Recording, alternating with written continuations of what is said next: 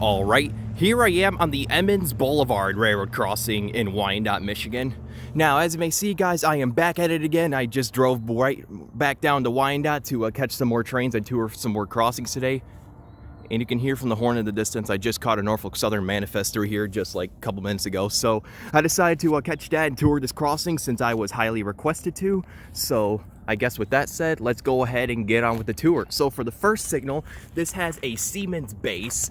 And here's the emergency formation and the dot tag for the CN Flat Rock subside. And the dot number is 258086C. And you guys may have, known that this crossing, in particular is a quad track crossing owned by the CN Flat Rock sub, the Conrail Detroit line, the Conrail Detroit Shoreline subdivision, and the CN Shoreline subdivision. It's another rather famous crossing filmed by Owens 32 in the past as well, which is pretty neat, as I mentioned in my other tours. But yeah, so for the lights, this has two pairs of SafeTran 12x24-inch LEDs.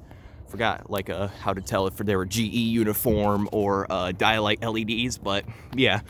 And for the gate mechanism, this has a SafeTran gate mechanism.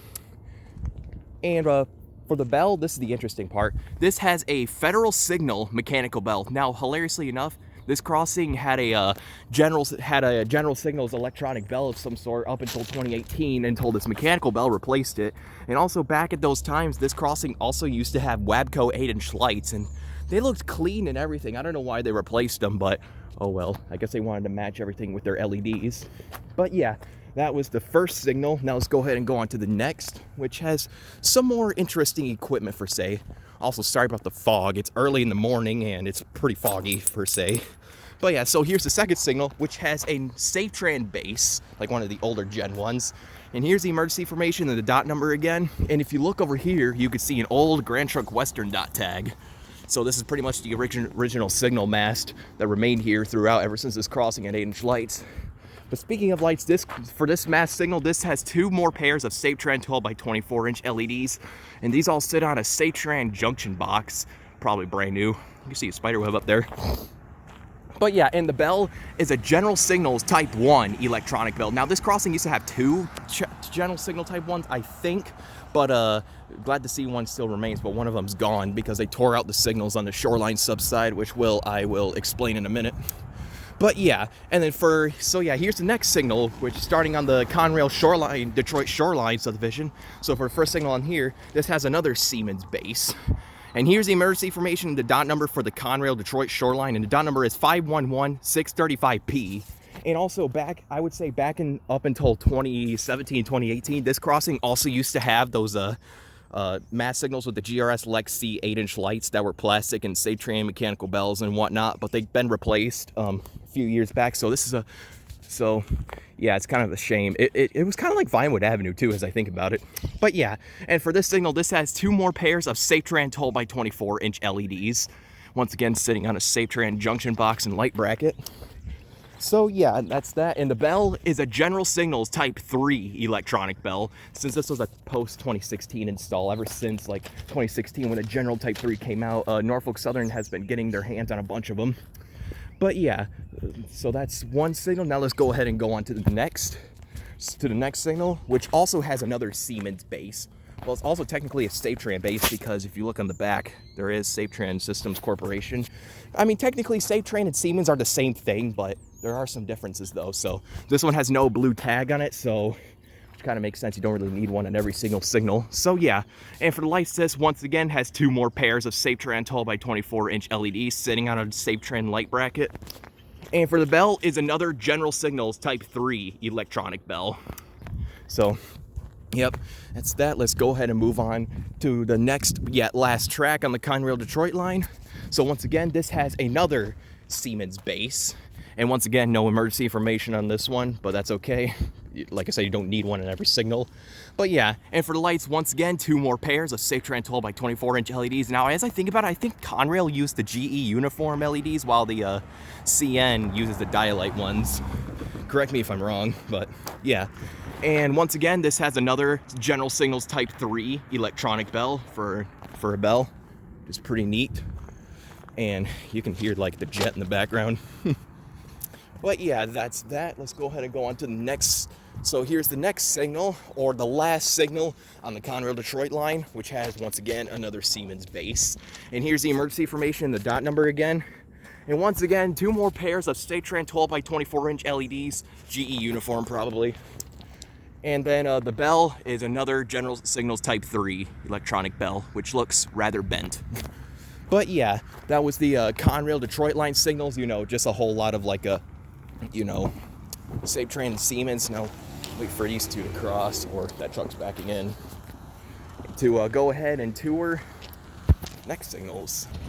That guy was nice, me and him talked. Anything special coming? And I was like, nah, I'm just catching whatever's coming. But yeah, now here's the next signal, which is on the CN Shoreline subdivision, which once again has another Siemens base. And then here's the emergency information, the dot number for the CN Shoreline subdivision, and the dot number is 867-595E. And worth mentioning, back then up until I think 2016, 2017 or some other year, this crossing once again, well, these two signals in particular used to have like 8-inch lights and whatnot, and this crossing went through many bell changes before they put these signals here. But sadly, they ripped out the old signals and put these ones here, but oh well.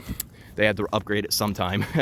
But yeah, and for the lights, this once again has 2 more pairs of Statran 12 by 24 inch LEDs with the Dialight LEDs, as you can see. I can kind of tell by the lens. And once again has another Statran light bracket. And then for the bell, this has a Siemens electronic bell, a low-pitch Siemens electronic bell. For a bit, I thought this had the high-pitch Siemens, but sadly it doesn't, so it would have been cool. Would have been cool to have a little bit more bell variation than there already is. But yeah, let's go ahead, wait for these guys to cross and move on to the final signal, which is the gated signal on the Shoreline side. So yeah, for the last and final signal, once again, another Siemens base. Like, what's new? And then here's the emergency information, the dot number again. And for the gate mechanism, this once again has another Statran gate mechanism. Now there's some delay going on with this gate mechanism, as you can see if you guys seen my Norfolk Southern train video going through this one. Has quite the delay, but and also interestingly enough, this has a Rayco lock on it. Maybe they reuse the Rayco lock, lock from the older gate mechanism that used to be here. But then again, this is a refurbished gate mechanism, as you can see from the cover. But yeah, and for the lights, this has 2 more pairs of Statran 12 by 24 inch LEDs, Dialight or GE uniform. I kind of forgot which type is which. Once again, on another Statran junction box. And for the bell, this has another low-pitch Siemens electronic bell. So yeah, that is that for the Emmons Boulevard tour. That was a mouthful. So yeah, let's go ahead and take a look at the track view. Down there is heading towards Goddard Road, St. John Street, and Antwine Street, and so on and so forth. Maybe a few more crossings. If you look over there, you can see an old Detroit-Toledo short line box over there, and you can see the, kind of see the signal gantry right there, which is pretty neat. And down here heads towards Weisker Road and a few other crossings too. Well, I think that's where it heads to. Heads towards the E-course area, that's what I know of. And you can see the interlocking signal. Now let's go ahead and take a look at the Conrail Detroit Shoreline side's point of view. But yeah, I mean, really you can't see much due to the fog, but yeah, you can see that there's stuff down there. Like I said, there's more crossings to look at. But yeah, ain't really anything special. Maybe you could probably see the old Conrail era Y-pattern signals, but obviously the fog is blocking it. So yeah, let's go ahead and take a look at the Flat Rock Subs track view. If I can hurry up over there. And you can see right here, you can see a defect detector, which is pretty neat. So this right here, you can see the defect detector, and once again, it heads down to like more signals. And yeah, I mean, you can't really see it due to the fog, but I try my best to tell y'all what's down there. So yeah, this was the Emmons Boulevard railroad crossing in Wyandotte, Michigan. Like I said, another like highly requested one toured for y'all. Hope you guys enjoy. Oh yeah, to finish off this video, let's see if I can ring the mechanical bell by just shaking the signal.